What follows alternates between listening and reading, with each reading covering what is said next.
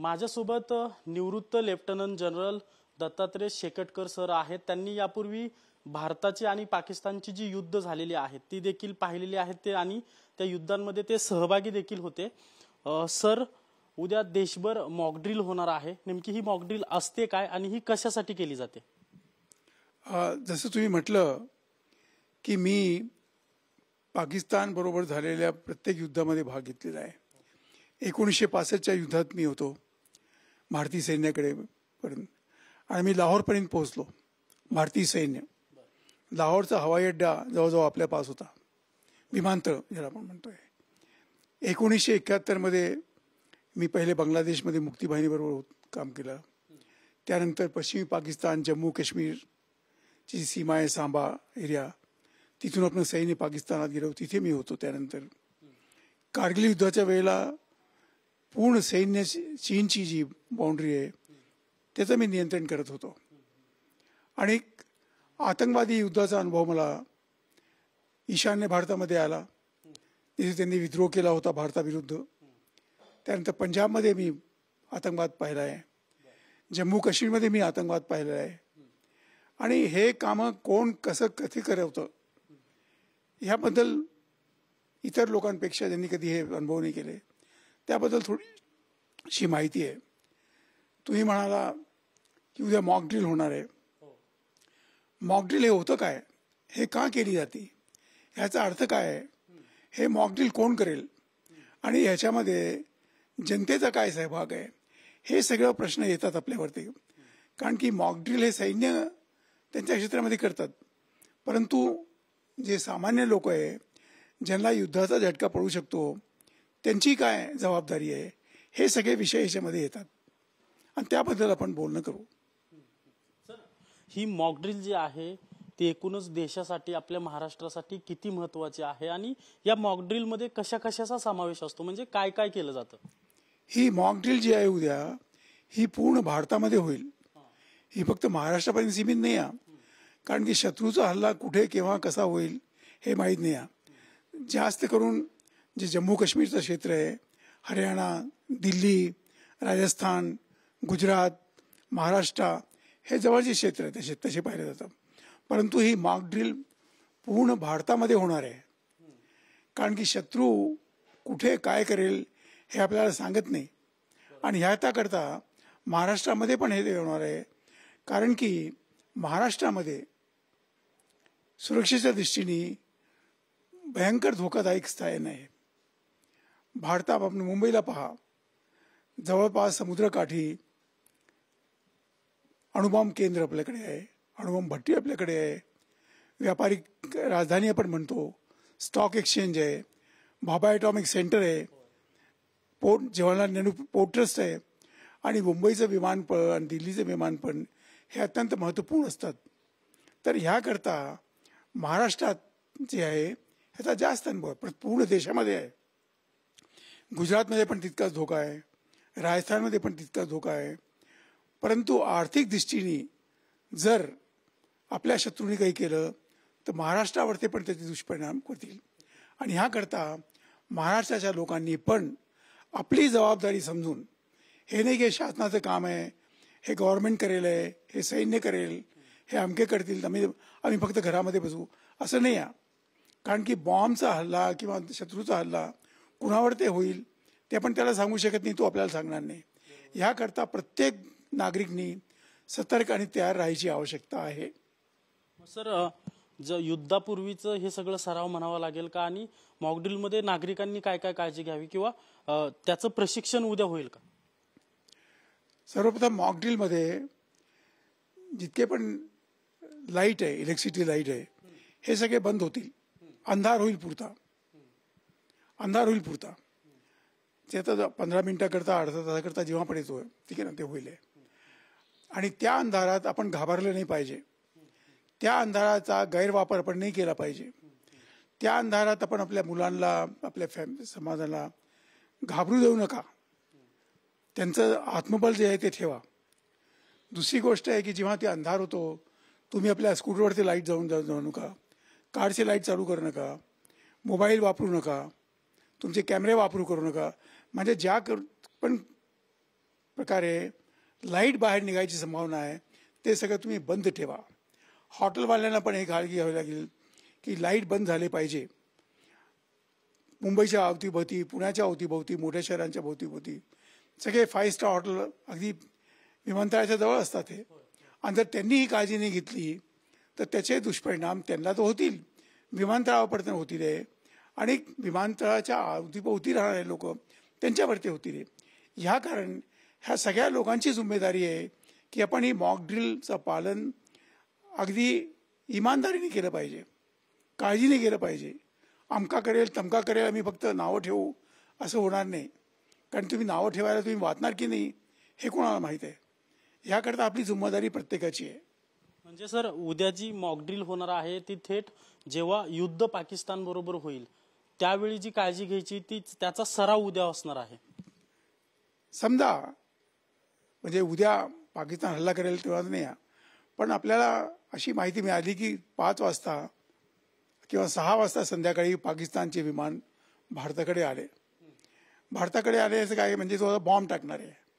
म्हणजे त्यांनी युद्ध सुरू केला त्या बाजूने आणि 5 ते 7 मिनिटाच्या आतमध्ये ते लाहोरपासून तर अमृतसर, हरियाणा, जोधपूर हे सगळ्या जागी पोहोचू शकतात. आणि ह्याकरता ते सायरन वाजवतील आपले लोक आणि लोकांना माहिती देतील की तुम्ही सावध व्हा, तुम्ही अंधारात बसा. त्यावेळेला काही अनाऊन्समेंट नाही केले जाणार आहे, पण ह्याचा अर्थ हा आहे की पाकिस्तानकडून सशस्त्र हल्ला होण्याची शक्यता आहे किंवा त्यांनी केलेला आहे ऑलरेडी. ही गोष्ट आपल्याला माहिती आहे आणि मग ते अनाऊन्समेंट करतील, सगळं करतील. पण त्यावेळेला लाईटचा प्रयोग, गाड्यांचा प्रयोग, मोबाईलचा प्रयोग, वाद्यांचा प्रयोग ज्याने कारण शत्रूला आपली माहिती मिळेल हे करणं गैरकानूनी होईल. त्याच्याकरता लोक धरले पण जाऊ शकतात आणि धरले गेले पाहिजे. माझी अशी कारण मी हे मॉक ड्रिल मी पहिले पण पाहिलेले आहे, पहिले पण केलेले आहे. लोक म्हणतात आमच्यावर ते बॉम्ब नाही हल्ला होणार. सर, तुमचं असं म्हणणं आहे की मॉकड्रिल जे पाळणार नाहीत किंवा त्यावेळेस जे शासनाचे नियम पाळणार नाहीत त्यांच्यावर कारवाई केली गेली पाहिजे त्या लोकांवर. नाही, मॉक ड्रिल जे लोक नाही करत, जे पालन नाही करत, मग तो कोणी पण अधिकारी असेल, तो सामान्य व्यक्ती आहे त्याच्यावरती पण केली पाहिजे. त्याच्यावरती असं नाही की कारण की तो बॉम्ब जो आहे तो हे विचारणार नाही तुम्ही कोण आहे, तुम्ही सैन्य अधिकारी आहे का, तुम्ही पोलीस अधिकारी आहे का, तुम्ही अमके आहे का, तुम्ही राजनीतिक आहे. तो बॉम्ब जिथे पडेल आणि त्या क्षेत्रामध्ये जितके पण लोक होतील सगळे जातील. तिकडून जे बॉम्ब पडतील, मिसाईल पाडतील, विमानं पाडवतील, ते तुम्हाला विचारणार नाही तुम्ही कोण आहे. तुम्ही जर त्यांना सल्ला दिला म्हणजे गैरकानूनी कारवाई केली ते तुमचं पण नुकसान होईल. ही वास्तविकता घेऊन पूर्ण देशामध्ये जसं आपण म्हणतो रिहर्सल, कोणत्याही कार्यक्रमाच्या अगोदर आपण एक ग्रँड रिहर्सल करतो. आपल्याकडे दिल्लीला परेड होती समज, त्याची ग्रँड रिहर्सल होती. पुण्याला मोठे मोठे कार्यक्रम होतात त्याची रिहर्सल करतात, मुंबईला करतात त्याची रिहर्सल. अशी ही मॉक ड्रिल पण त्या प्रकारची एक रिहर्सल आहे की जर पाकिस्तानने आपल्यावरती हल्ला केला आणि त्या हल्ल्याचं आपण प्रत्युत्तर द्यायचं आहे तर आपण काय केलं पाहिजे आणि पाकिस्तान काय काय करू शकतो ही वास्तविकता घेणं पाहिजे. आणि हा जी मॉक ड्रिल आहे ही फक्त सीमावर्ती राज्यांमध्ये सीमित नाही आहे, ही पूर्ण भारतामध्ये आहे. पूर्ण भारतामध्ये त्यांच्याबद्दल होणार आहे. हॉस्पिटलमध्ये काम करायचं आहे, कोणी बॉम्ब पटकला, आता लोकांना हॉस्पिटल कसं न्यायचं, ऑपरेशन थिएटर काम केले पाहिजे, सगळी गोष्ट टेलिफोन एक्सचेंज काम केले पाहिजे, सगळे कामं केले पाहिजे ना. फक्त रेल्वे त्यावेळेला बंद राहतील थोड्या वेळ करता किंवा विमानं विशेष करून. पण त्यावेळेला समजा विमानं उडतात रस्त्यामध्ये, मग काय करतील ते, कसं करतील ते. तर ह्या सगळ्या गोष्टींची काळजी घेणं आवश्यक आहे आणि त्या हल्ल्यामध्ये आपलं नुकसान नाही झालं पाहिजे, हा याचा मुख्य उद्देश आहे. सर, या हल्ल्यात कमीत कमी नुकसान झालं पाहिजे असा हा मॉकड्रिलचा उद्देश आहे. पाहिजे कमीत कमी झालं तर समजा माझ्या घरावर ते पडला, बॉम्ब पडला तर माझं गेलं ना, इतके राहतात आहे. कमीत कमी यायला नाही, आपलं नुकसान झालंच नाही पाहिजे, ही आपण काळजी घेणं आवश्यक आहे. सर, आता गृह मंत्रालयाने किंवा केंद्र शासनाने मॉकड्रिल करा असे आदेश दिलेले आहेत.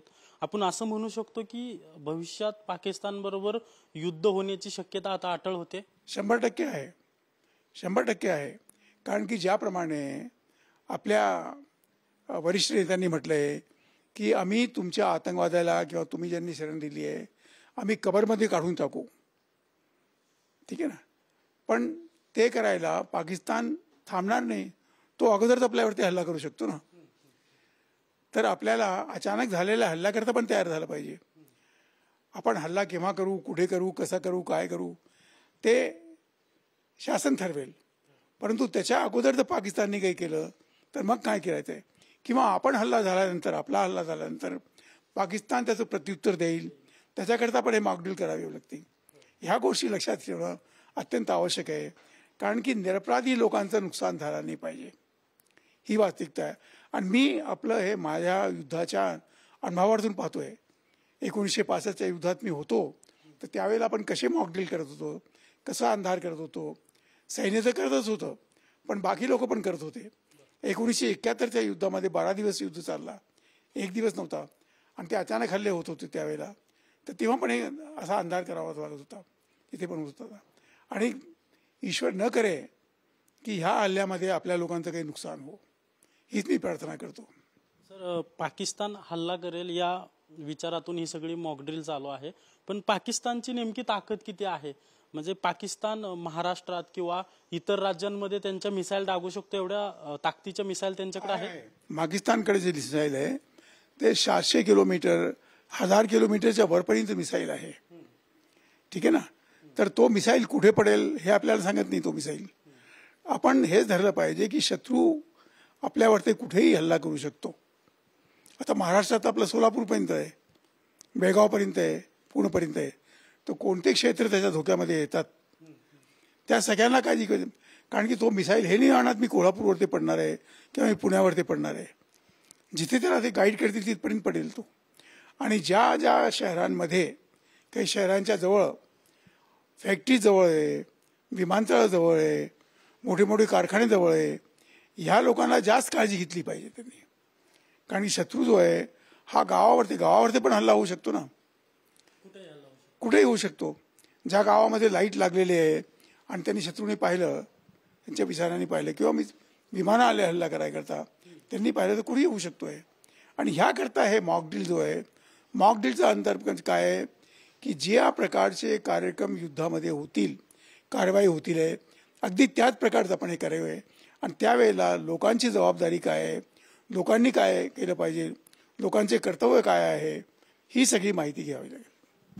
आपण पाहतोय की जी उद्या मॉकड्रिल होणार आहे ती मॉकड्रिल नेमकी कशासाठी असणार आहे, त्या मॉकड्रिलमध्ये काय काय असणार आहे आणि त्या मॉकड्रिलच्या मागचा मुख्य हेतू काय आहे तो सरांनी आपल्याला समजून सांगितल्याचं या ठिकाणी पाहायला मिळतंय. कॅमेरा पर्सन सुशांत राऊतसह अजिंक्य धायगुडे, TV9 मराठी, पुणे.